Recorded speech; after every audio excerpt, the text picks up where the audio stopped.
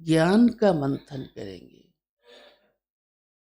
ज्ञान का मंथन करने से बुद्धि अच्छी रहती है और बुद्धि में अच्छी बातें चलती रहती हैं। फिर बाबा ने कहा, क्योंकि उनकी चाल चलन देवताओं जैसी है, तो उनका मुखड़ा भी सदा हर्षित रहेगा।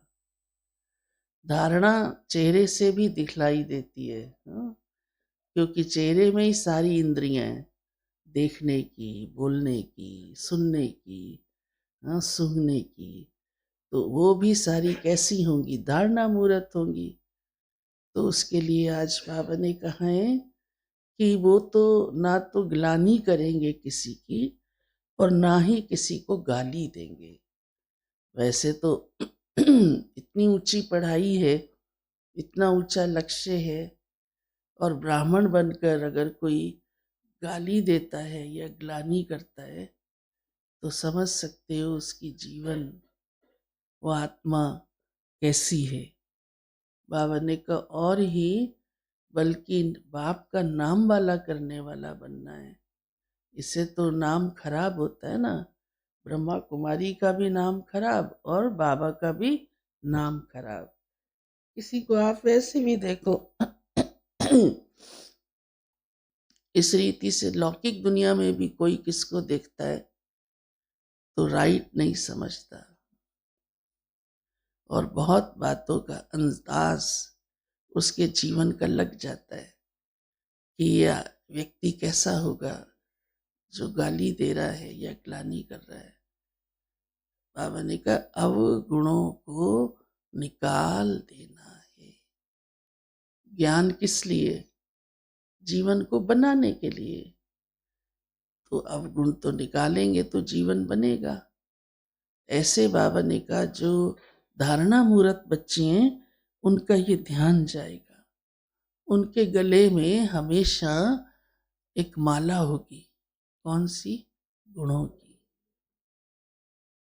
सबने पहनी हो या गुणों की माला? सबके गले में पड़ी है।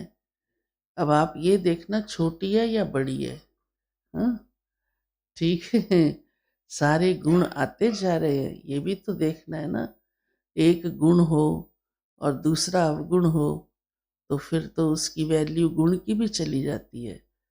कई बार तो ऐसे भी अनुभव में आता है, कोई कोई आत्मा में कई गुण होते हैं, लेकिन एक ऐसा अवगुण उसके सारे गुणों को छिपा देता है, वैल्यू खत्म कर देता है।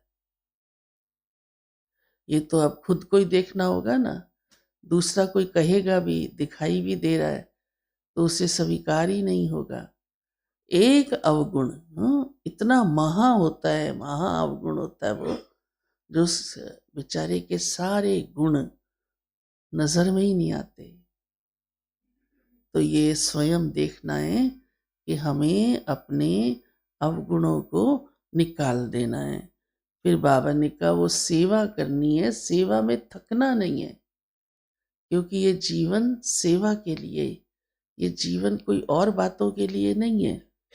एक ही ये जीवन मिला है, एक ही ये जन्म मिला है, वो भी थोड़े ही समय का। तो उसको कैसे हमें चलाना है? तो बाबा कहते हैं सेवा में बिजी रहना है। उम्मीद रख के सेवा करो, शौक से सेवा करो, ना उम्मीद बन के नहीं। ना उम्मीद तब बनते जब इच्छाएं होती हैं अंदर, लेकिन सेवा के लिए कोई इच्छा रखने की जरूरत नहीं है। उम्मीद रखनी है कि अच्छी सेवा हो और बाबा का नाम वाला हो।